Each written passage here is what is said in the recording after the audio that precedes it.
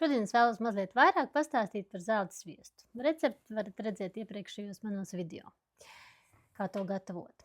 Tātad zelta sviests vai G sviests ir kvalitatīvs tauku avots, kas daudz vieglāk sagramojas un bagāts ar tauko šķīstošiem vitamīniem. K, A un D. Tam ir augsta karsēšanas temperatūra 250 līdz 230 grādi, tāpēc piemērots termiskai apstrādei, cepšanai, sautēšanai. Sviesta karsēšanas procesā no sviesta izdalās ūdens, piena, cukurs, laktoze, piena olbaltumvielas, kazeīns un sūkals.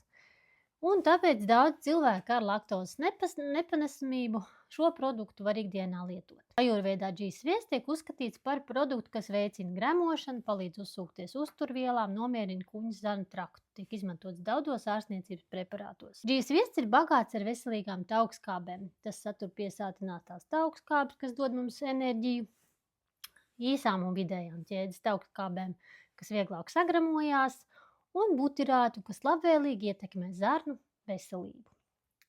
Butirāts ir galvenais enerģijas avots rasnajās zarnās.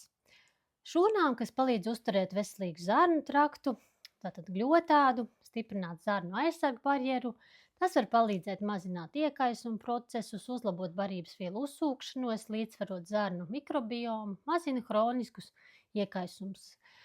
Labvēlīgi ietekmē mūsu imunitāti, vielmaiņas procesus, pat smadzeņu veselību. Butirāti mūsu ķermenī paaugstina arī tādi produkti kā šķiedrvielas, auzas, pākšaugi, dārzeņi, rezistentā ciete, tātad atdzesēti kartupeļi un rīsi, piemēram, un fermentēti produkti, skābēti kāposti un kefīrs. Uz veselību!